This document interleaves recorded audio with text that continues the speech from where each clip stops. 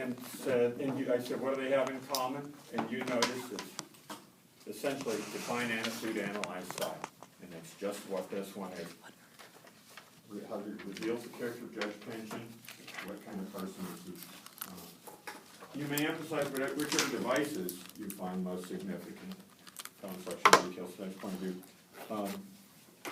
This is from, some of you were confused by the, actually quite a few of you were confused by the narrative point of view. What kind of narrative technique is it? Remember your X.J. Kennedy, right? Two categories, participant and non-participant narrators. Participant narrators are major or minor character. Non-participant narrators, remember there are 4 categories ranging from objective or omniscient to objective. And in between, there'd be limited or selective omniscient seeing into one major character or one minor character. The most common of those is in selective omniscient seeing into a major character. Which is this? Is this when you talk about ironic narrators, right? Those are only, which kind? Participant or non-participant? No. Participant. No. Oh, sorry, participant. Now, that doesn't mean that there isn't irony in a non-participant narrator. I mean, you can create irony in it, but an ironic narrator, that is, one, a narrative in which we see things that the narrator doesn't see. That can only be a participant narrator. Is this participant, that is first person? No. No, it is not. He uses the we might say. You're not used to garrulous 19th century narrators, omniscient narrators, that not only comment on the characters, but analyze them and judge them for us, which Hawthorne does. This, by the way, is Hawthorne, the second best of Hawthorne's novels. We're going to read the best of them later this year. You might remember Hawthorne, use your prior knowledge. Maybe take American literature. Maybe in American literature or in English 10, you may have read a Hawthorne short story. You remember what it was? The occurrence at What? Occurrence at Alfred, no. Young Goodman Brown? Read that, right there. Oh, I like that story. Yeah, marvelous Regular. story. Hawthorne is one of the greatest masters of the American short story. Goodman Brown is set in Puritan New England, and he thinks his wife goes off to this witch gathering in the forest. The fiend is something like never so rages, never so fiercely, or something like that. Isn't it rages in our own breasts, or something like that? Well, let's read that opening sentence. We might say, not in the least, imputing crime to a personage of his eminent respectability, that there was enough of splendid rubbish in his life to cover up and paralyze a more active and subtle conscience than the judge was ever troubled with. It's a 19th century, the spelling of subtle. A few of you commented on this to identify one literary device. What is it? Oxymoron in what phrase? Now, you're exactly right about that. That's to your credit. But most of you who commented on that didn't say anything more about the paragraph or the sentence. And nobody else, I think, mentioned this sentence at all. But it tells us a great deal. Splendid rubbish covers up and paralyzes a conscience. When you paralyze something, what happens to it? It's unable to move, and if you're paralyzed, okay, let's say that, I don't know, awful thought, I have a stroke and one side of my body is paralyzed. What else? It can't move, and what else? It can't feel. Now, what does a conscience do? Okay. Now, if a conscience were paralyzed, remember this morning when you passed by that, smelled something very good in the lockers? And by golly, that locker was open, and it was another one of your senior's husband's lockers, and you looked in and, oh, that was real nice casserole that somebody's mom presented for lunch. So you just took it and heated it up on your own and ate it, and your lunch was much better than usual. The, you didn't notice that the person here who did that doesn't notice that I saw you doing that. Well, I won't tell, but if you had a conscience, what might it do? Tell you not to get. You wouldn't be able to eat it after you took it. Would it, but what if your conscience were paralyzed? It'd be delicious. Wouldn't bother you a bit, would it?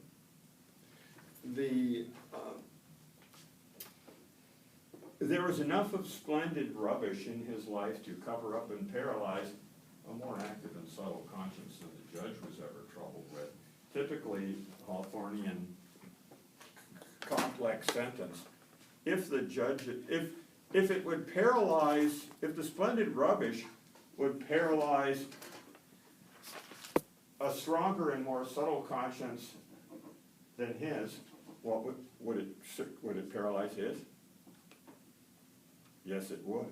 If he has a conscience easily paralyzed, what would that say about his sense of right and wrong? Not terribly acute. But the best thing about that sentence is troubled with. Even deliberately, I think, ends with, I'm sure it ends on a preposition. Troubled with. How's that word working? Like, here's again, stylistic analysis, connotations. What would it say? How would you know, in what context would you normally use to say that something, you're troubled with something? Something that, Something very important. yeah, it's not, I'm troubled with it. Does that sound like something calamitous? What would it say about him then that he's, a conscience that he was troubled with? It's more of a nuisance than. Conscience and isn't conscience kind of a nuisance sometimes? There's a wonderful paragraph in Huckleberry Finn that talks about that. Let's go on for, but that sentence also sets up this long mouthful hyperventilation sentence, doesn't it? What are all the, but it's not a loose sentence, it's not a parallel, it's not a periodic sentence, tightly structured. Somebody used the term parallelism, absolutely right. It's a long list. What is it a list of? What is it that he has stated or identified sets up this whole sentence? Everything he lists there is what? He's listing the rubbish. It's a list of splendid rubbish. The purity of his judicial character while on the bench. What if he had not put in that while on the bench phrase? Judicial character also carried outside. Yes. Wouldn't.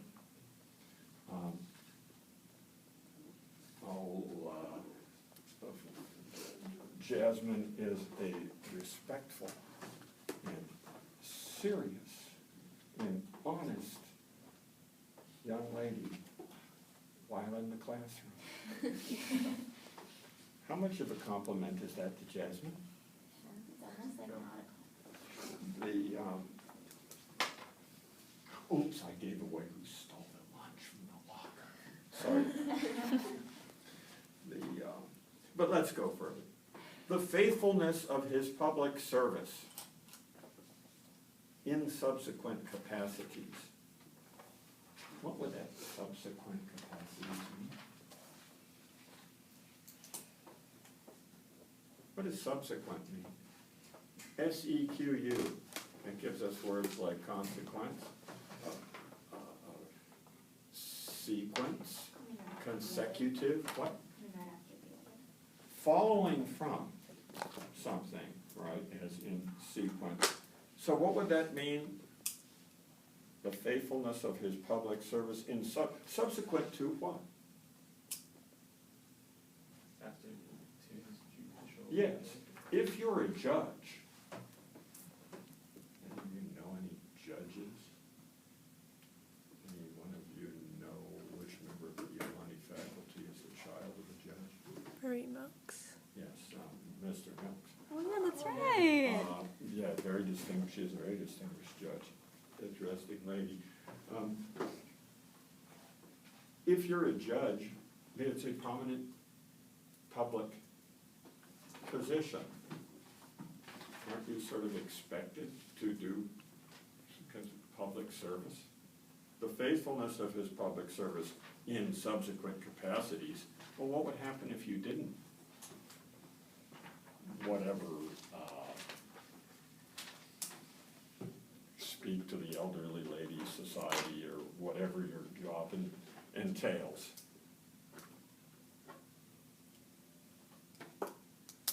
Then it would tarnish his reputation. Would you probably remain in your position as judge? Let's go further. His devotedness to his party. Isn't that a great virtue? Think of all those people you elected to office, that you Americans elected to office, who have been so virtuously devoted to their parties in Congress recently. Isn't that a virtue? No. What is a party? Yeah, wait. Our different, think about the meanings of the word partisan. Yeah, it all comes from, the social sense of party comes from the same root, the root that gives us the word part. It means a group that is bound by what? Common, what is it that binds them together? And their ideas. Is it even ideas, beliefs, or values? Political parties make strange bedfellows. People who might seem to have nothing, These are goals. but they sure will vote for one person if what? I mean, what makes most people vote the way they do? They're They have Vested interest. It's interests, right? Because this person, whatever, this person, in party X, favors a certain policy which is going to raise the tax for numero uno. Therefore, right, my stout principles tell me this person is closer to God than the other candidate. He was devoted to his party. In other words, the people who served his own interests. And the rigid consistency. Now, how much of a compliment does rigid sound like? The rigid consistency with which he had adhered to its principles, or at all events, kept pace with its organized movements. What would that seem to mean? He blindly goes with what they're doing just because he's a member of the party. If there's a Democratic Party fundraiser, by golly, he will be there. What a virtuous man.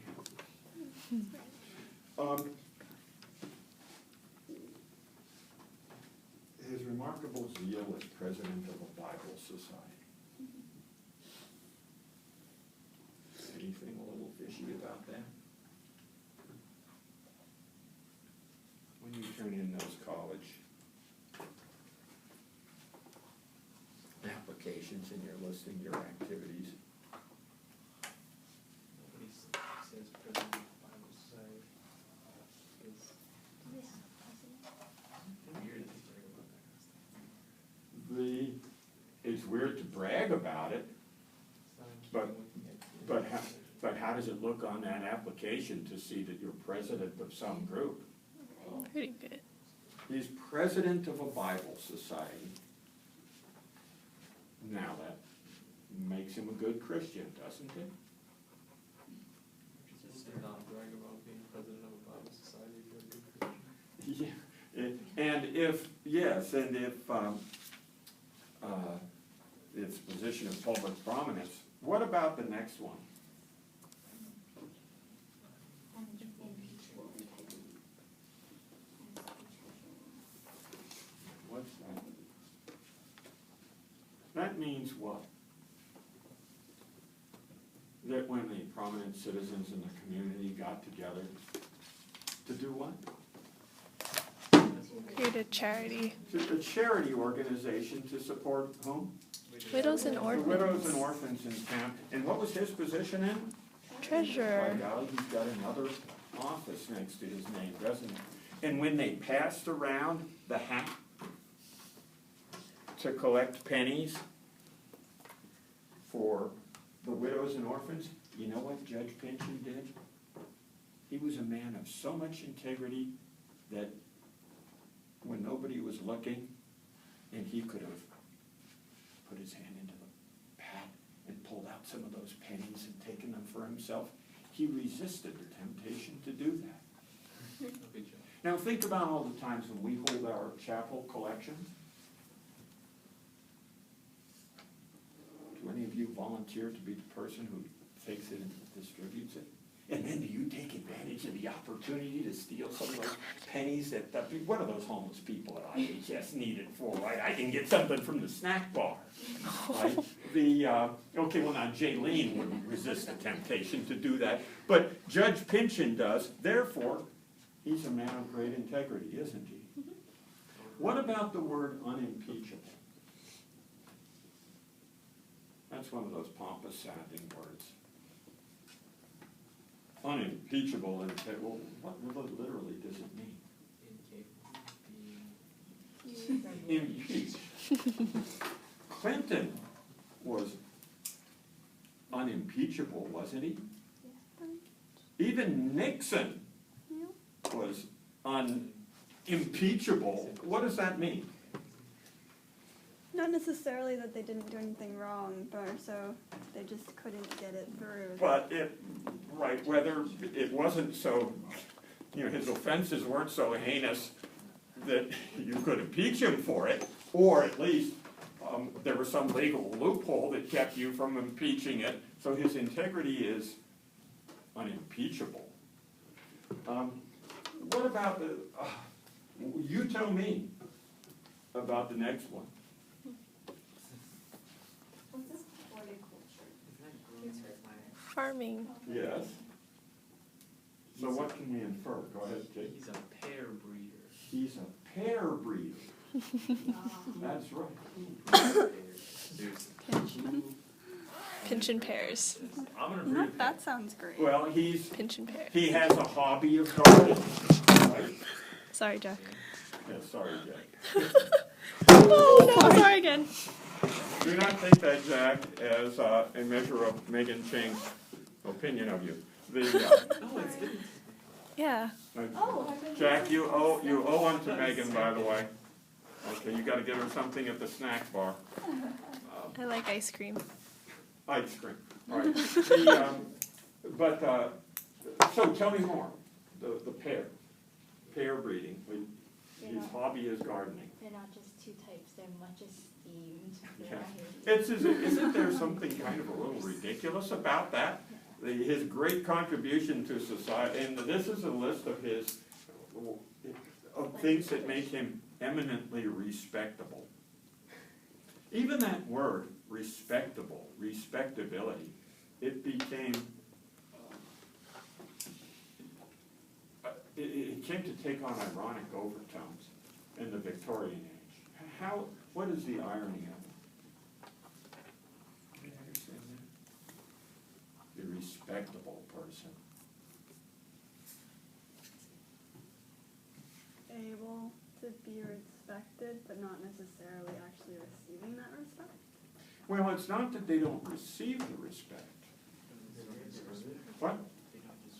Maybe they don't. In other words, what is respect after all?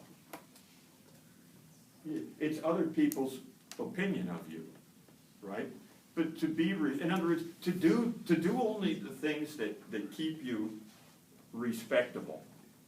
right? It can mean just keeping up appearances, right? Showing up in church every Sunday in your finest clothes, with your children all dressed up too, and not looking as if they're sulking and angry and had to be dragged along with you by the ear. But no, they're good little Christians, right? It's being concerned just with appearances. But yeah, what about the next one? Line 20, what is it? It's, 17 and 18. The cleanliness one? Yes. The cleanliness of his moral deportment for a great many years past. Jack, I'm reading it aloud so that you can follow along. Jack, everybody out of the angle of the lens is making mocking gestures to you. And at this moment, you should see Joshua say, going like this and sticking out of his tongue. Okay, what about it? The cleanliness of his moral deportment for a great man. Deportment also having to do with appearance. Yes, it sure is, how you carry yourself. Cleanliness? There's no, it's on the record. Yes. But, and anything else there? Simply good morals. Yeah, cleanliness of moral deportment, is that necessarily the same thing as good morals? But what else do you notice in that line? The great many years past to suggest that, like, in past years that he didn't have clean. Yes, deportment. maybe, and do we have any information about such a thing in what Megan calls past? What's the very next thing in the list? Oh, he's been alcoholic. No, before that? Oh, Oh, this. Oh, he The disowned his severity, son. this is for Jack again, the severity with which he had frowned upon and finally cast off an expensive and dissipated son, delaying forgiveness until within the final quarter of an hour of the young man's life. This is in a list of all the qualities that lend themselves to his eminent respectability. What does that seem to indicate about him? great father. Does he sound like the father of the year? Nope. And why did he forgave his son only when? And his son was about to die, which at least preserves his appearance as a good, forgiving Christian. And what were his son's two offenses? Expensive and He- dissipated. What does dissipated mean? Given up to vice, like especially alcohol or drugs or something like that. So, with a father like that, one might understand why he turned to alcohol. But what's the other? Not just dissipated, what else made his father kick him out? Expensive. He was expensive. Oh my gosh. Father of the year, right? And right after that, see the juxtaposition of these things. He kicks out his own son and doesn't forgive him until the young man is about to die. His prayers at morning and eventide, graces at mealtime. What picture of that does it give of this man?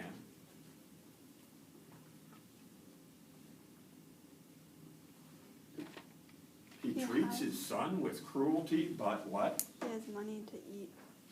No? Never mind. Praise. He prayed. But he Oh. always says his prayers. He's so special. And everyone knows that saying your prayers makes you a good Christian, right? Some of us in chapel even mumble words for Father Leatherman. His efforts, what about the next two? Tell me what Hoffman's doing. Yeah, for Jack's sake. His prayers at morning and even, his efforts in furtherance of the temperance cause, his confining himself, since the last attack of the gout, to 5 diurnal glasses of old sherry wine. This is the finest part of all. Why, Kelsey? Because he's supposedly trying to act for temperance, which is like banning alcohol. Yes. And he limits his alcohol, so he's helping the cause. Yes, and right now, he's seen at the meetings supporting whatever, you know, it's the modern equivalent might be, is there a Fathers Against Drunk Driving?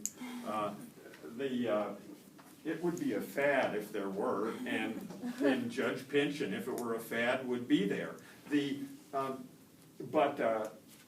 And what does diurnal mean? A day. Okay. Daily? So what does his temperance consist of? I'm only gonna drink He's 5. limiting himself to 5 glasses of wine, and not only wine, but old sherry wine. If it were the cheap stuff, why, he might drink only 4. But not only that, what else? What causes him to limit himself? Besides the temperance and alcohol. He gets gout when he drinks it. Since then, he limits himself to 5. What a wonderful man. The snowy whiteness of his linen. The polish of his boots. Right? Splendid rubbish indeed. The handsomeness of his gold-headed cane. The square and roomy fashion of his coat. And the fineness of his material. And in general, the studied propriety of his dress and equipment. What does propriety mean?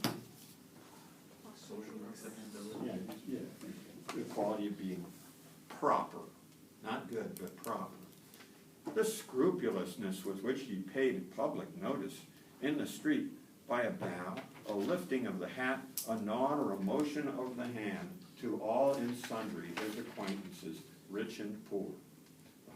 The smile of broad benevolence wherewith he made it a point to gladden the whole world. So, and there's an exclamation point at the end of this sentence. But what kind of sentence is it really? It is a rhetorical question. What room could possibly be made up, or could possibly be found for darker traits in a portrait made up with lineaments like these? What, I think you understand now. What is the answer to that rhetorical question? What room could there possibly be for darker traits in such a man? A whole lot of room, a great big gaping concert hall. Is Judge Pynchon a good man? No. He is a bad man, and he's one of Hawthorne's great villains. But what is, so, see, people misunderstood the term. Some of you grasped it better. But see, this was a test. It's almost like an unreliable narrator. What is what's Hawthorne's technique? How would you describe it as a writer? What's he doing?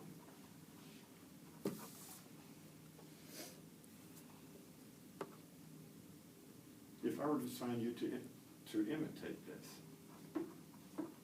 what would you have to do to imitate? Be sarcastic. All right, but sarcastic, remember, isn't a literary term. What is a literary term that Karen means? Irony. Yes, yeah, absolutely. This is an exercise in irony. It's just a masterpiece of irony. And use irony in what way? So that, what are you doing? Remember, what was my forward phrase that I wrote on the blackboard that I said you should remember for the AP exam? Something else, split tone. Complex and mixed Okay, mixed, tone. tone, complex, attitude. Here, what is the mixture of tone?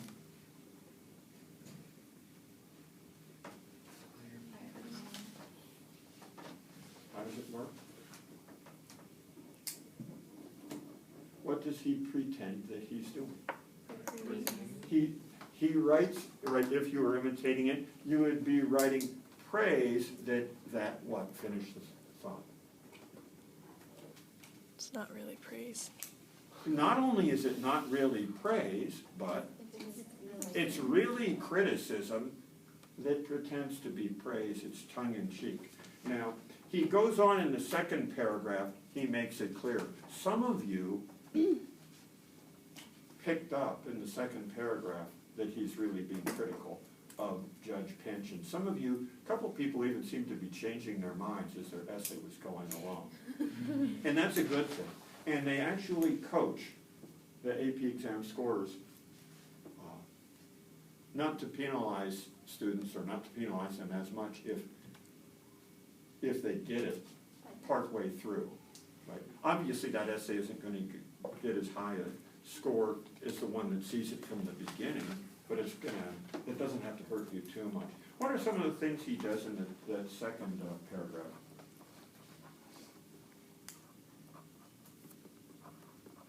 He uses more rhetorical questions. Yes, several rhetorical questions.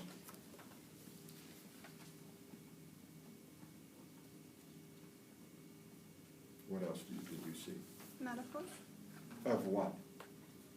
The thumb, and then the images in the mirror. Of the thumb, what is there so ponderous and evil that a thumb's bigness of it should outweigh the mass of, I love that, things not evil? Why does he say that? So not necessarily good. Right, not necessarily good, but just things not evil, right? It's like, but Judge, look at all the laws that I don't break. Right, that kind of reasoning, which were heaped into, and then what's his other metaphor here? Why is that metaphor appropriate? Judge. Because he's a judge, right? And allowing that many, many years ago, in his early and reckless youth, he had committed some one wrong act. Or that even now, the inevitable force of circumstances should occasionally make him do one questionable deed among 1,000 praiseworthy, or at least blameless ones. Would you characterize the judge by that one necessary deed and that half-forgotten act and let it overshadow the fair aspect of a lifetime? Right, the tone is,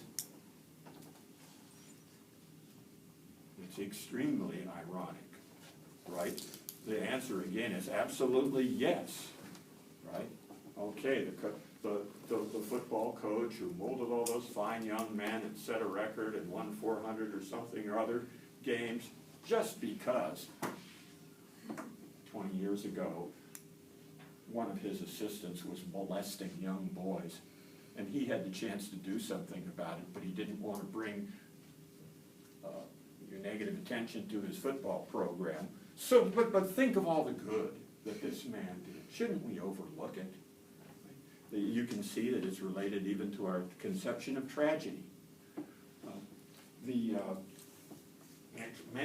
tragedies are about, Willie Loman spends his lifetime trying to redeem himself, literally repay the wrong that he did long ago as a father and as a husband. Finally, he states it clearly at the end, a hard, cold man, thus unfortunately situated, seldom or never looking inward, and resolutely taking his idea of himself from what purports to be his image, as reflected in the mirror of public opinion, can scarcely arrive at true self-knowledge, except through loss of property and reputation. Sickness will not always help him to it, not always the death hour. One more analogy, another person that reminds me of, remember Joe Starks? Yes, From Their eyes Zora are watching. Their Eyes Were Watching God. Zora Neale Hurston. One of the, I think, maybe the best scene in that novel was when she, Oh yeah, this is the one that beat Janie, her.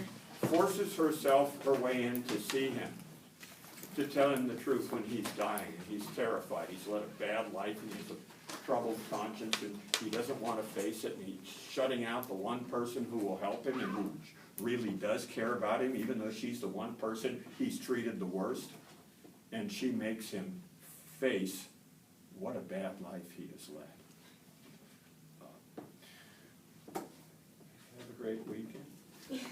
Enjoy your long-awaited, well-earned Bye, Jack. 3-day weekend.